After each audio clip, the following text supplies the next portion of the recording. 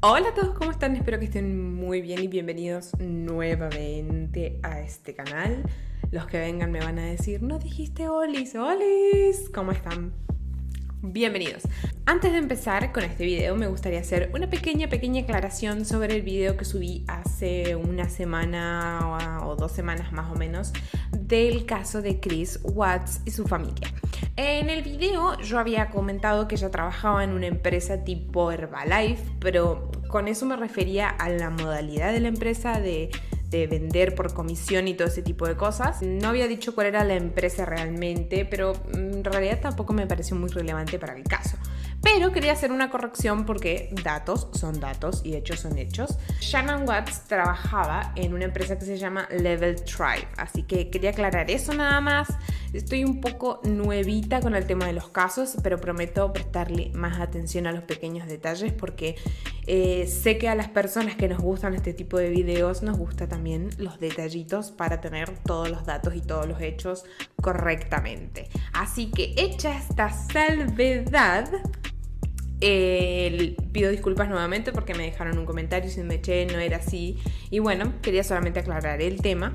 Y bueno, hecho este comentario, me gustaría que empecemos con el video de hoy. Antes que nada, si te gustan este tipo de videos, no olvides suscribirte al canal y dejar tu me gusta y todo ese tipo de cosas, activar la campanita y todo eso. Hoy les traigo un caso de Estados Unidos. También vengo con muchos casos de Estados Unidos, pero les prometo que el próximo va a ser de Latinoamérica o España. Todavía no sé porque tengo 2 seleccionados.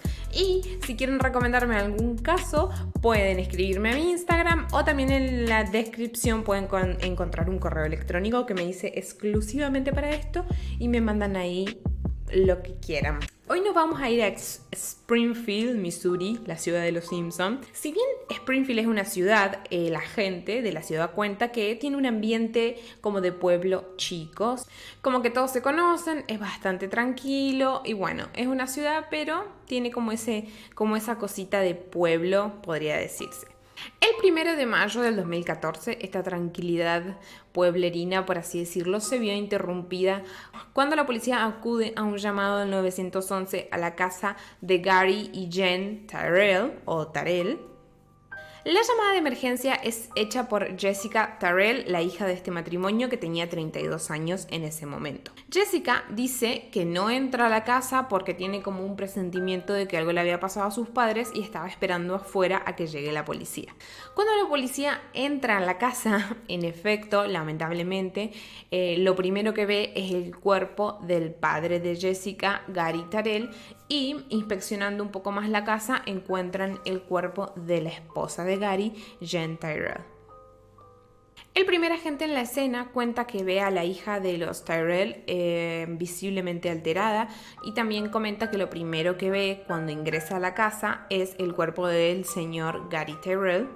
El cuerpo del señor Tyrell estaba boca arriba, abajo de su cabeza había como un gran charco de sangre y estaba en una posición un poco inusual, como si lo hubiesen acomodado, como que no es que se cayó en esa posición, por así decirlo. Por el estado en el que estaba el cuerpo y también las manchas de sangre que había en el lugar, los detectives pudieron decir que había estado allí aproximadamente 24 horas, pero no pudieron encontrar casquillos de bala y ese tipo de cosas. En el resto de la casa, los detectives encuentran a la esposa de Gary que había sido asesinada a golpes. Por lo que pueden ver en la escena, se dan cuenta que a comparación de su esposo, no había recibido un disparo, sino que había sido golpeada bastante. Y también encuentran como todos estos hechos sucedieron tan solo un par de días antes del 30 aniversario de la pareja. La policía había encontrado una serie de pistas bastante desconcertantes en la casa del matrimonio Tarell. Cuando los cuerpos fueron encontrados, encontraron como una especie de sustancia blanca, como de material blanco esparcido por toda la escena, que no pudieron reconocer fácilmente, por lo que obviamente lo pusieron en bolsas y lo mandaron para hacer análisis, ¿no? Era como una especie de entre sustancia, como una cosa blanca que había por todo el lugar y lo mandaron directamente. Tampoco pudieron encontrar un arma homicida, pero el tema es que el señor Gary Tarell tenía armas por toda la casa, según pudieron ver las primeros investigadores a llegar al lugar, tenía bastantes armas, entonces no podían en ese momento determinar si lo habían matado con alguno de sus armas o lo habían matado con otra arma, pero había bastantes y distintos tipos de armas.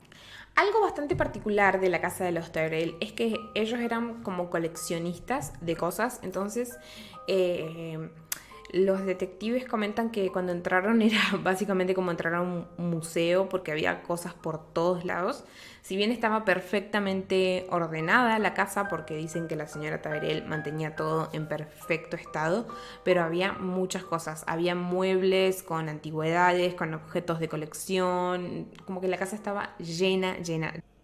En esta situación, la policía ve como que no hay nada fuera de lugar, no hay como un desastre o cosas tiradas. Si bien había muchas cosas, era medio difícil para ellos decir esto está fuera de lugar porque la casa estaba llena de todo tipo de objetos.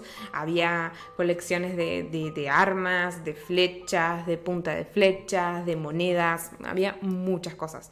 Pero no notaron nada extraño como un forcejeo, como que algo se cayó y se rompió, sino que para ellos estaba todo bastante en orden. Bueno, lo que sí encontraron es en la sala, cerca de la mesa de la cocina, o abajo de la mesa de la cocina en realidad, encontraron un guante de látex, ¿sí?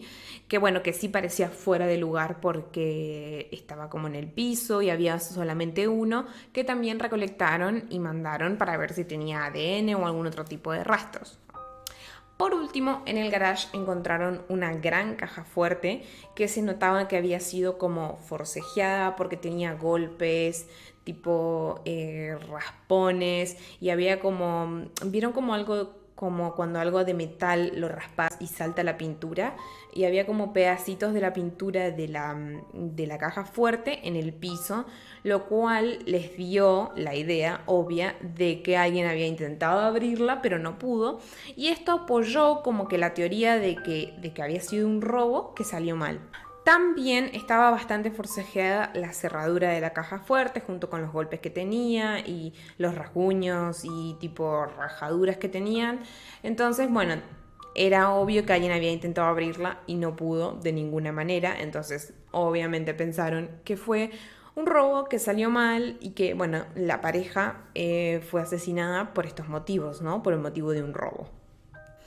Otra pista importante es que las entradas, las puertas y las ventanas de la casa estaban intactas, o sea que no habían sido forzadas, por lo que también piensan que, bueno, la persona que entró claramente era conocido de ellos o claramente se lo dejó entrar, digamos, el matrimonio lo dejó ingresar a la casa, por eso no había como señales de forcejeo ni de que habían abierto algo a la fuerza, una puerta, una cerradura, nada de eso. La policía entonces se pone a hacer algunas investigaciones sobre la pareja a través de sus conocidos, de sus amigos y de su hija. Jen y Gary eran miembros muy reconocidos de su comunidad, eran bastante respetados, la gente los conocía como un matrimonio muy religioso, muy solidario, muy querido. Más que nada a Gary porque él había sido subintendente, como subdirector de una de las escuelas locales, había empezado como maestro y bueno, fue de a poco, digamos, escalando posiciones hasta que llegó a subdirector asistente, subintendente asistente de un colegio de la zona. Entonces era bastante conocido y también se lo conocía porque le gustaba mucho enseñar y estaba como muy dedicado a los chicos y todo ese tipo de cosas. Además, eran muy cercanos y tenían una relación bastante buena, muy buena de hecho, con su hija Jessica y su prometido Jason. Y aunque ellos vivían bastante lejos, en otra ciudad, se llamaban constantemente por la mañana, por la noche, para ver cómo estaban, o sea que la relación que tenían ellos era bastante buena. Ellos vivían exactamente a 500 kilómetros de Springfield, en Oklahoma, donde Jennifer era trabajadora social. Y como les comenté, ellos se llamaban todo el tiempo. A la mañana, cuando Jennifer estaba yendo al trabajo, digamos en el camino, porque había tráfico y se demoraba un poco, siempre se hacía un tiempo en el auto para llamar a la madre o al padre y ver cómo estaban y todo eso, o sea que la relación entre ellos era bastante buena. Otro dato importante es que la pareja era bastante reservada, ¿sí? Eran bastante cerrados en el sentido de que No es que cualquier persona entraba a su casa, no es que tenían muchísimos amigos o mucha gente de confianza, sino que eran bastante reservados con sus amistades y su gente más cercana. Por eso la policía piensa que no es que ellos podían haber dejado entrar a cualquier persona a su casa, sino que más que nada la persona que entró y le hizo estas cosas tan horribles a ellos, tiene que haber sido alguien o que tenga una llave del lugar o que tenga la suficiente confianza con el matrimonio como para entrar a la casa. La única persona que tenía una llave extra de la casa era efectivamente su hija Jessica, lo que lo puso a ella bajo la lupa instantáneamente, ¿sí? Fue como el primer punto de investigación fue su hija Jessica.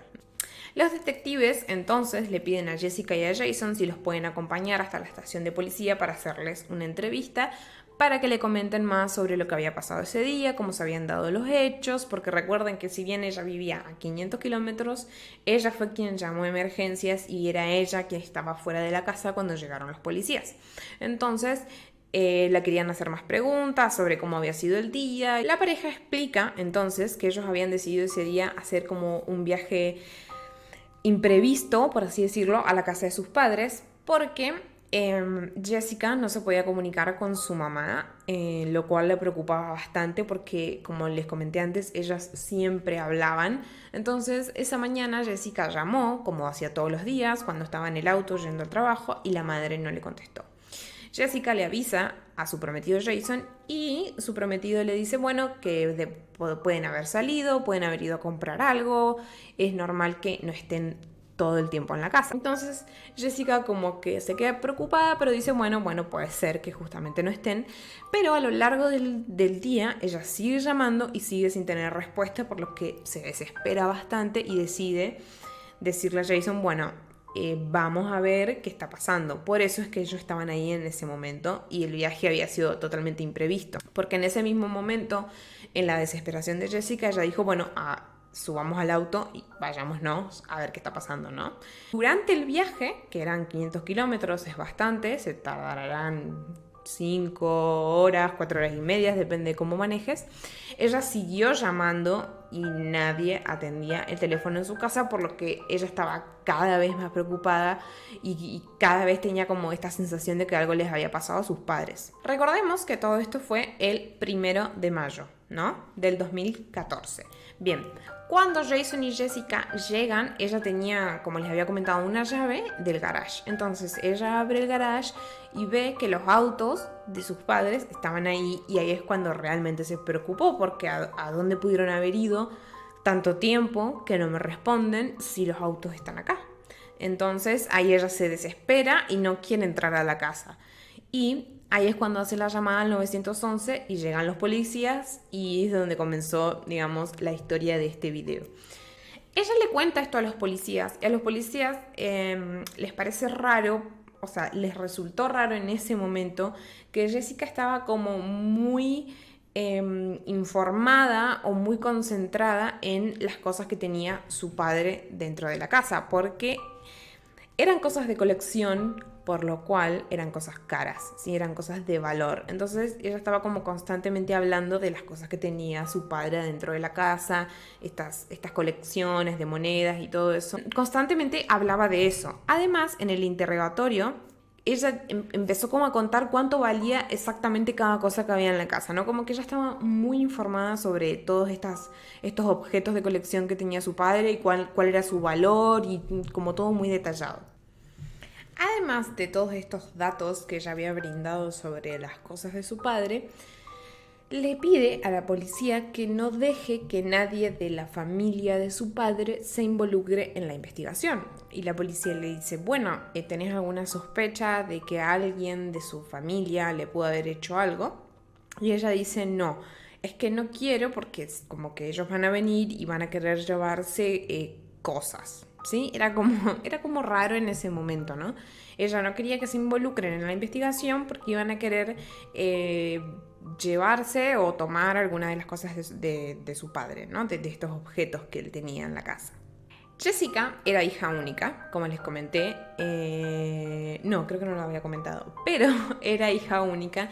Y bueno, esto sumado a todos los datos que venimos hablando hasta ahora, la convirtió como en el eje principal de la investigación, porque según los policías ella tenía mucho que ganar de la muerte de sus padres y ella heredaría todo lo que tenían ellos, ¿no? 5 días después de esta entrevista fueron llamados de nuevo Jessica y su prometido a un interrogatorio, pero esta vez los querían entrevistar por separado, para preguntarles qué habían hecho la noche anterior al día ese 1 de mayo en el que sucedieron los hechos en las casas de sus padres. Y ellos cuentan la misma historia por separado, simplemente que habían salido de trabajar, habían ido a cenar a un lugar, a comer pizza creo, y después habían ido a su casa a descansar en Oklahoma. Esto todo se pudo comprobar porque salían ellos en los videos de vigilancia del lugar donde fueron a comer y bueno, además los celulares, como que todo cerraba, ¿sí? Su coartada era firme, entonces ellos estaban a 500 kilómetros del lugar cuando todo esto pasó. Como los habían entrevistado por separado, a Jason le preguntan directamente, o sea, sin vueltas, le dicen: che, ¿vos tenías algún problema con tus suegros? ¿Alguna razón para matarlos? Bueno, es una pregunta muy directa. Y él dice que no, que nada que ver, que él tenía una relación perfecta con los suegros, que nada, que eran divinos y que nada, que no tenía ninguna razón posible para hacerles ningún tipo de daño. Esta misma pregunta obviamente se la hacen a Jessica. Le dicen: bueno, mira, vos te vas a beneficiar mucho de esto que pasó, vos tenías algún problema con ellos o tenías algo, pero ella dice que no hay forma, ni siquiera por lo económico. Ella cuenta que si tenía algún problema era cosa de llamarlos y que sus padres le daban todo lo que ella necesitaba sin chistar, o sea, no es que eran tacaños con ella o que no le daban dinero. Si bien ella cuenta que no es que constantemente les pedía dinero, pero que si ella tenía algún problema en específico, sus padres no dudaban en mandarle algún tipo de ayuda económica. Entonces dice: no, o sea, aparte de que nos llevábamos muy bien y teníamos una relación muy buena, el dinero, por así decirlo, tampoco era un problema entre nosotros. Los detectives quedaron como bastante conformes con estas entrevistas que hicieron, como que quedaron convencidos, como que le creyeron a ella lo que decía. Bueno, obviamente la parte de la coartada estaba verificada por datos, pero además le creían esto de que ella no tenía ninguna razón para hacerle daño a sus padres y que tenían una buena relación y todo, pero bueno, de todas maneras, aunque le creían, no quedaron conformes del todo. Era como que le creían, pero no le creían. En realidad, yo creo que le creían, pero no tenían ninguna otra persona en ese momento para investigar. Entonces, si no era ella, ¿quién iba a ser? A todo esto prosiguen a pedirles muestras de ADN, ellos se lo dan así sin problema para ver si coincidían con el guante que habían encontrado abajo de la mesa cerca de la cocina en la casa. El problema de esto que le comenté, que Springfield es una ciudad, pero tiene como esa cosita de pueblo chico, como cuentan en algunas entrevistas. Ella había ido a enterrar a sus padres, ya habían pasado un par de días y los rumores empezaron como a expandirse de que por ahí era ella la que tenía algo que ver con lo que le había pasado al matrimonio Terrell. Pero justo después del entierro de sus padres llegan los estudios que habían hecho de ADN y ninguno de los dos, ni de Jessica ni de Jason, coincidía con el guante que se había encontrado en el lugar. Entonces quedaron como descartados de la investigación. El tema es ahora a quién buscamos, porque claramente la única persona que se beneficiaría de todo esto, lo pongo entre comillas porque no olvidemos que sus padres fallecieron, o sea, no solo se beneficiaría de lo que le iban a heredar, sino que se quedó sin sus padres. Pero bueno, no había nadie más. Se quedaron sin sospechosos. Además de esto, los resultados de ADN del guante que encontraron, el guante de látex, arrojó un datito, o sea, pequeño, pero un dato en sí, que era que el ADN que estaba en ese guante era de una persona de sexo masculino. Entonces, los policías van a hablar con Larry, que es el hermano de Gary. sería el tío de Jessica, y le van a hacer unas preguntas a él también. Y van como tanteando la familia, lo cual es bastante entendible porque siempre que le pasa algo a alguien, lo más probable es que le haya hecho algo a alguien de su entorno más cercano. Entonces van a hablar con Larry, que es el hermano de Gary. Lo que sí les llamó la atención es que Larry y Gary eran muy cercanos y Larry tenía como mucha información sobre las finanzas de su hermano. O sea, sabía bien, digamos, que le iba muy bien y todo este tema de las colecciones. O sea, tenía como información de sus transacciones, de lo que hacía. Tenía información, digamos, bastante abundante sobre el estado financiero del matrimonio. Pero más que eso, no encontraron nada más. Entonces empiezan a ver a los amigos. Uno de estos compañeros que entrevistan se llama Mark Porter, que era, digamos, cuando Gary era el subintendente del colegio en el que trabajaba, él era el subintendente también. Como que Gary era el subintendente asociado, como un vicedirector adjunto, y esta persona, Mark, era el subdirector, ¿sí? Además de haber sido, digamos, colegas cuando trabajaban, se habían hecho también amigos fuera del trabajo y eran bastante unidos. Era como una de esas pocas personas que el matrimonio, digamos, dejaba entrar en sus vidas, por así decirlo. Entonces tenía como muchos datos sobre ellos. Lo que sí dice Mark, que a esto quería llegar yo, es que, digamos, si vos conocías al matrimonio Terrell, no parecía que les iba bien o tan bien económicamente, porque ellos eran muy modestos en su forma de ser, en la casa que tenían, los autos y todo eso. Entonces no es que vos los conocías y decían, esta persona tiene mucha plata o le va muy bien económicamente, sino que ellos eran muy modestos, muy simples, muy sencillos, y si no los conocías no te dabas cuenta que tenían dinero. Mark le comenta a la policía que la última vez que habló con su amigo Gary fue 1 o 2 días antes de la noche de los hechos. Ellos habían quedado para cenar en un restaurante a las 8. Mark llegó cerca de las 8 menos cuarto, esperó 40 minutos y su amigo Gary no apareció, digamos, lo dejó plantado, por así decirlo. Entonces él decide ir a la casa del matrimonio, toca la puerta, nadie le responde, pero él le dice a la policía que no le pareció raro que Gary no se presente a un encuentro que tenía con él, y entonces como que fue a la casa, vio que nadie le contestaba y se fue a su casa. Entonces Mark empieza a contar un poco más sobre las cosas que habían pasado en esos días y le comenta a la policía que Gary había recibido unos mensajes de texto de un ex estudiante de él pidiéndole un préstamo. Digamos, los chicos de la escuela acudían mucho a Gary por ayuda, digamos, de guía en la vida y todo eso, pero también algunos de vez en cuando le pedían prestado dinero. Y como Gary era muy solidario, a veces les prestaba $500, $1000, este tipo de cosas para salvar a sus estudiantes o para ayudar a sus estudiantes, y él tenía como esa actitud, digamos, de prestarles dinero, de ayudarlos, de aconsejarlos y todo ese tipo de cosas. Pero Mark dice que este estudiante en particular le había pedido como una suma muy exagerada de dinero y que Gary se sintió como en una situación medio incómoda porque lo quería ayudar, pero la suma que le pedía era como muy excesiva, ¿no? Recalcó Mark en la entrevista que hizo con la policía.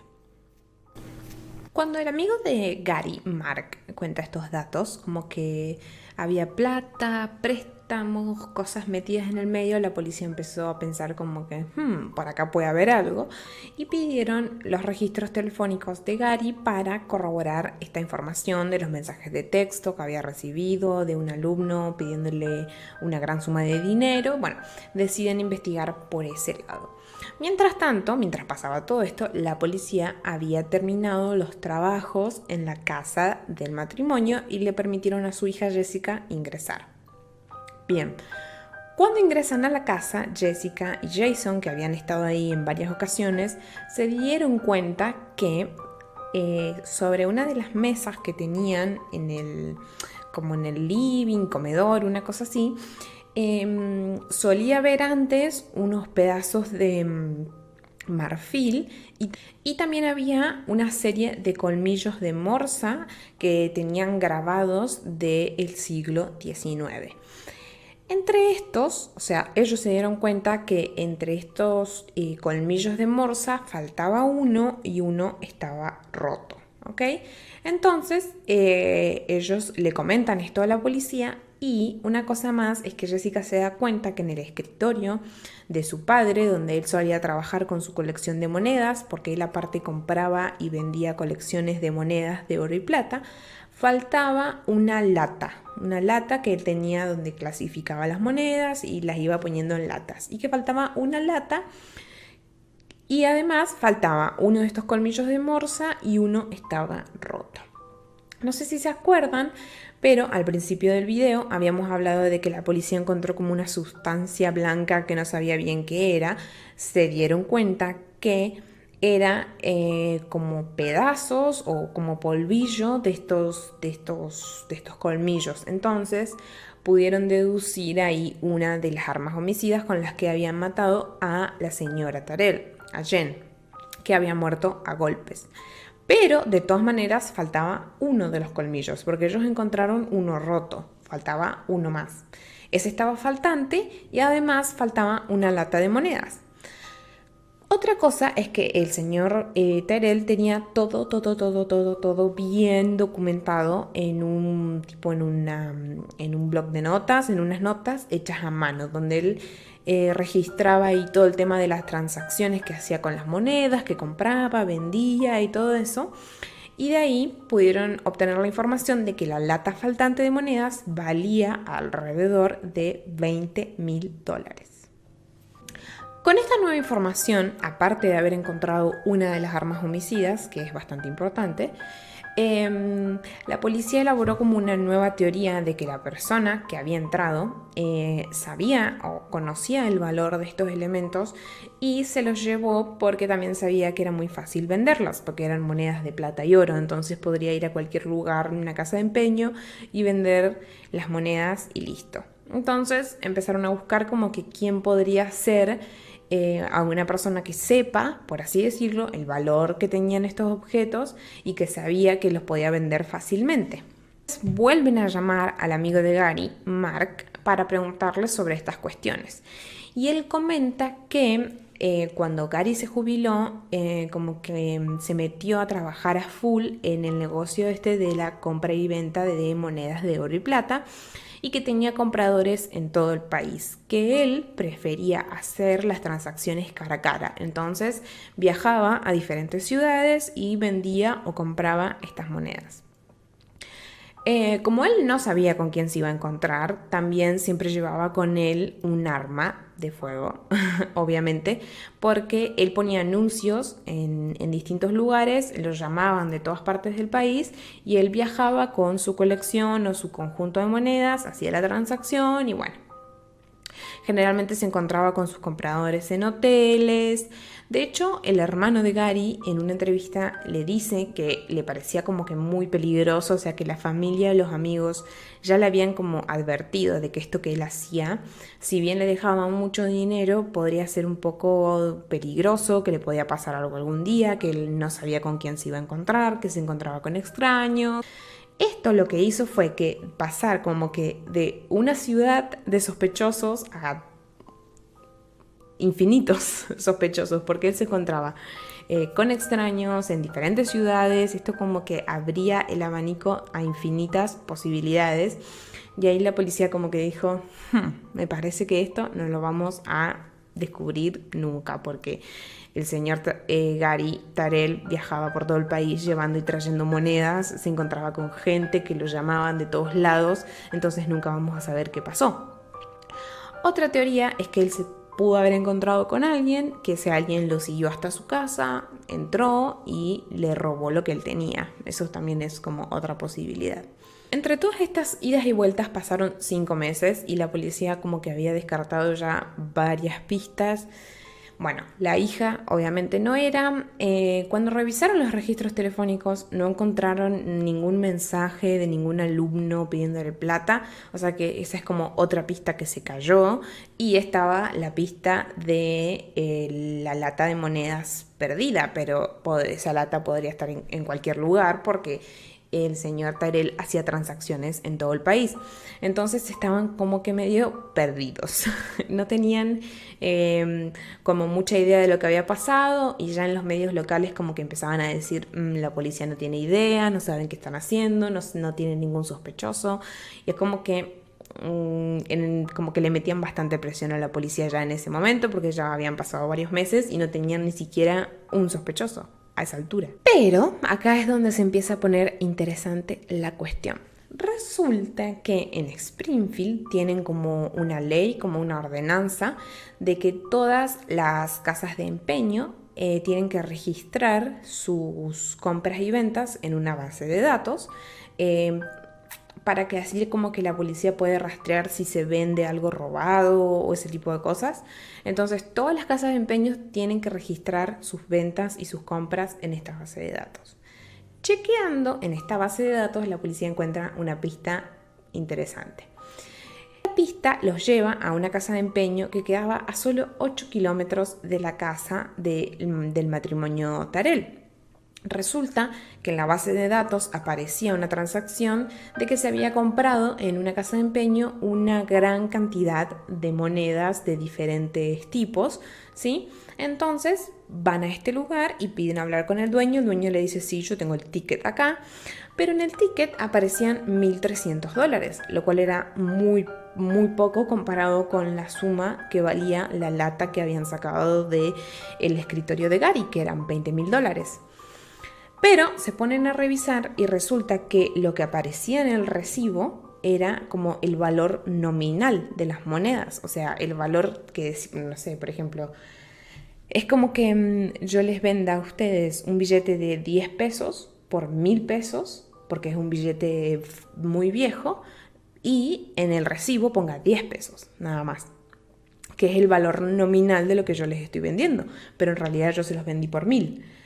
Y preguntándole al dueño, dice que sí, que figura $1,300 porque era el valor nominal de las monedas, pero que en realidad ese conjunto de monedas ellos lo habían comprado por $18,000. Y ahí es cuando la policía dice, ¿qué? Bueno, a ver, acá hay alguito que está pasando, hay que averiguar. Entonces piden al dueño las cámaras de seguridad del local y pueden ver a la persona que hace la transacción de estas monedas. O sea, la persona lleva las monedas y la casa de empeño le da $18,000. ¿Qué pasó?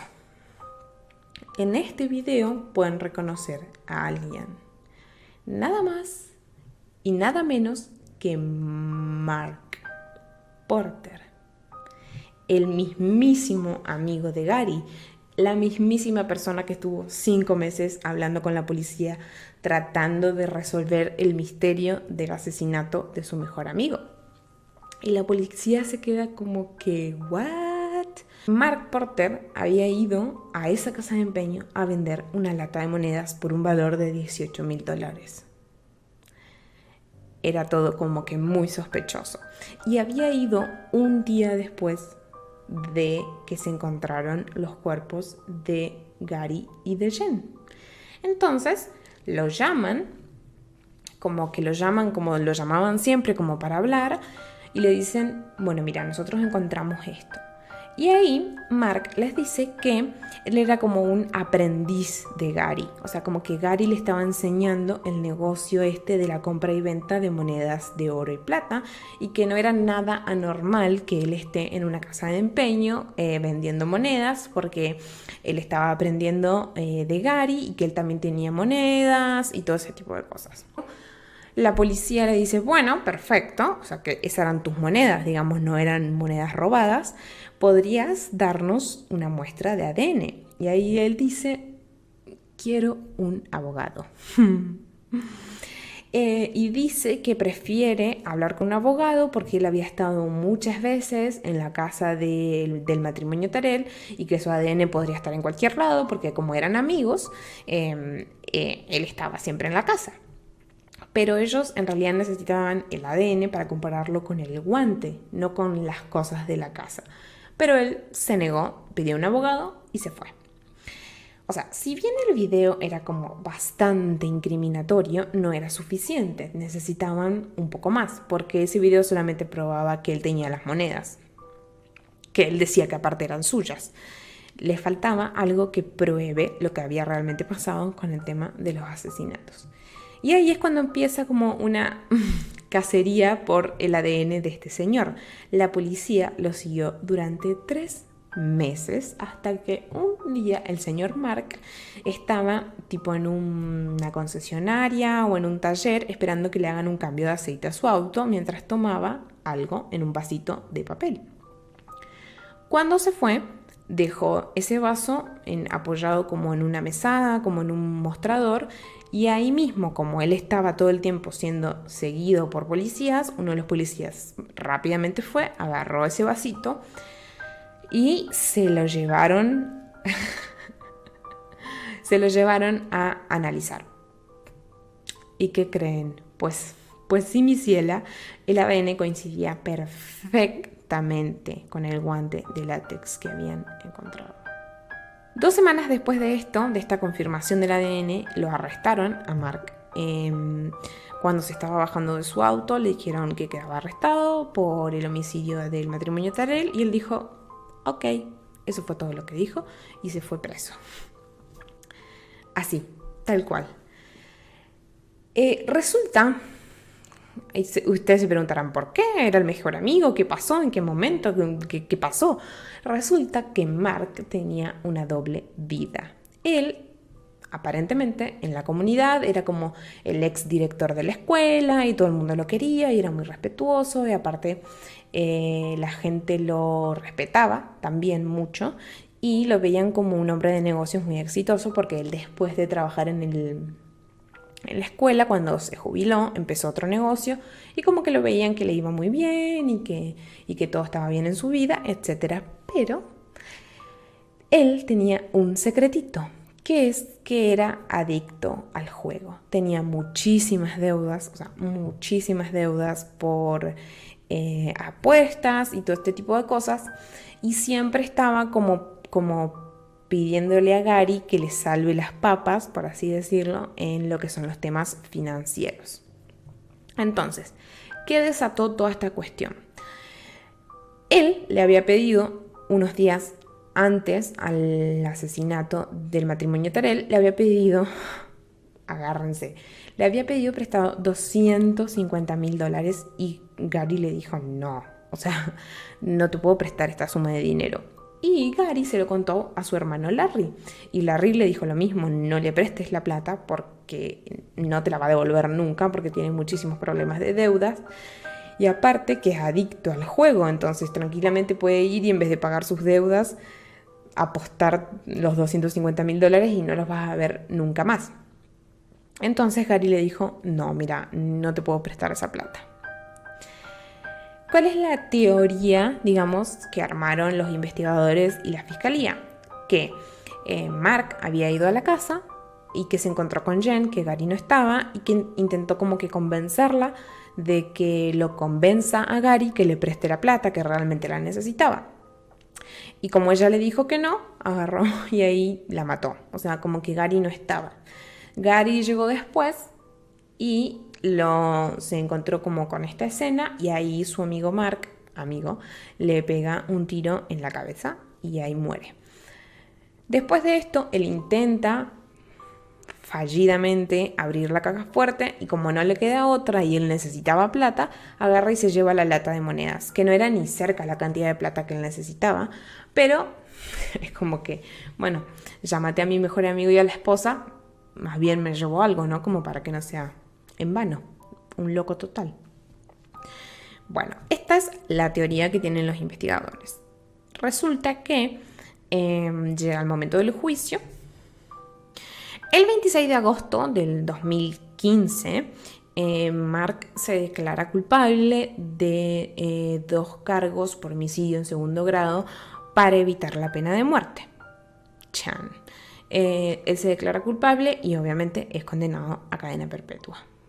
Nunca se encontró el arma que mató a Gary, esa es otra. Nunca se supo qué arma, qué pistola, qué tipo de arma de fuego había sido.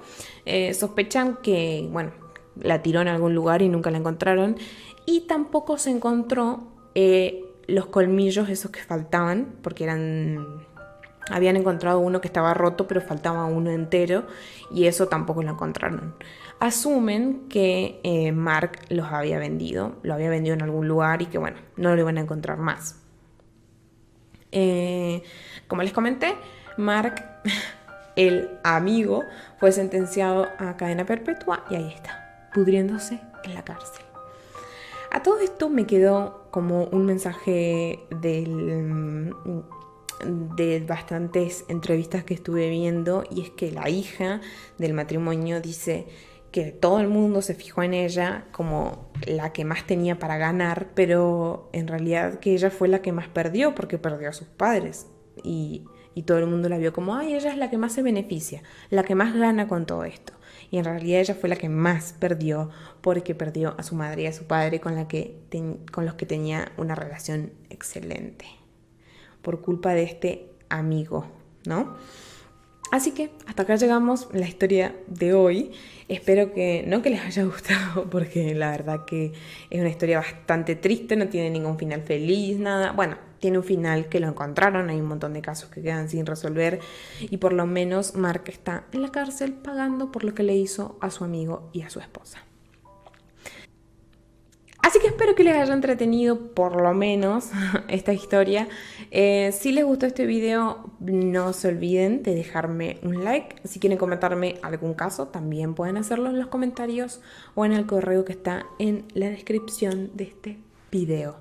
Hasta acá llegamos por hoy. Les dejo un beso enorme y nos vemos en el próximo caso.